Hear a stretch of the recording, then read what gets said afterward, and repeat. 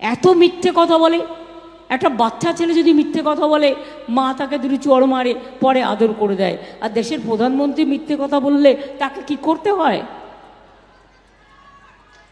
তাকে ভোটের বাক্সে ভোটটা উল্টে দিয়ে জব্দ করতে হয়।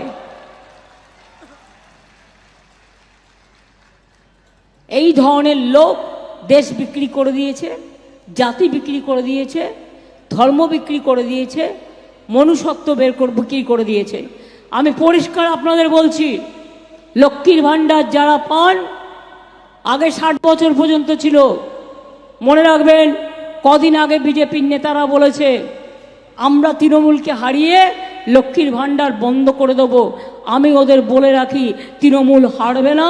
আর জেনে রেখে দিও, লক্ষ্মীর ভাণ্ডারে হাত দিতে গেলে তোমাদের হাতগুলো কি কি করতে হয় আমার জানা আছে। লক্ষ্মীর ভাণ্ডারের মায়েরা বোনেরা 60 বছরে বন্ধ হবে না, এবছরেই 6 লক্ষ বন্ধ হয়ে যেত। কিন্তু আমি বলেছি না, যতদিন মা বোনেরা বাঁচবে ততদিন লক্ষ্মীর ভাণ্ডার পাবে, যতদিন মা বোনেরা বাঁচবে লক্ষ্মীর ভাণ্ডার পাবে। কারণ লক্ষ্মীর ভাণ্ডারটা এটা একটা মা বোনেদের সম্মান। বিনা পয়সায় রেশন পাচ্ছেন, পাবেন। এনআরসি করতে দেব না। আসামে 19 লক্ষ হিন্দু বাঙালিকে বাদ দিয়েছিলেন, মুসলিমদের তো দিচ্ছেনই, ওদের তো কন্টিনিউয়াস গালাগালি দেন। হিন্দু বাঙালিদেরও বাদ দিয়েছিলেন। এতই যদি হিন্দু হিন্দু করেন তো হিন্দু বাঙালিদের বাদ দিলেন কি করে?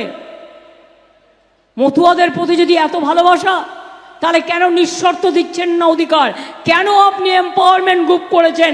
কেন বলছেন ফর্ম ফিল আপ করে বাবা মায়ের সার্টিফিকেট বাংলাদেশ থেকে নিয়ে এসো? আমাকে যদি বলে তোমার বাবা মায়ের সার্টিফিকেট নিয়ে এসো, আমি জন্মদিনই জানি না তো সার্টিফিকেট কোথা থেকে নিয়ে আসবো? বলুন সত্যি কিনা? মৃত্যু দিবসটা জানি, কিন্তু জন্মদিবস জানি না। আজকে যদি আপনাকে বলে 50 বছর আগেকার সার্টিফিকেট নিয়ে আসুন, পারবেন নিয়ে আসতে? আপনাদের একটা কাজ করুন, আপনাদের যিনি বিজেপির প্রার্থী হয়েছে তাকে বলুন তুমি প্রথম অ্যাপ্লাই করো। তুমি কেন অ্যাপ্লাই করছো না? কারণ বিদেশি হয়ে যাবে। নিজের বেলায় আটি সুটি, পরের বেলায় দাঁত কপাটি, তাই তো? নিজে করবে না, নিজে করলে বিদেশি হয়ে যাবে। তা আপনি কেন করবেন? কেউ জমা করেনি, দুজন বাইরের লোককে নিয়ে এসে সারা ভারতবর্ষে জমা করেছে, কেউ করেনি। তার কারণ যারা আইনটা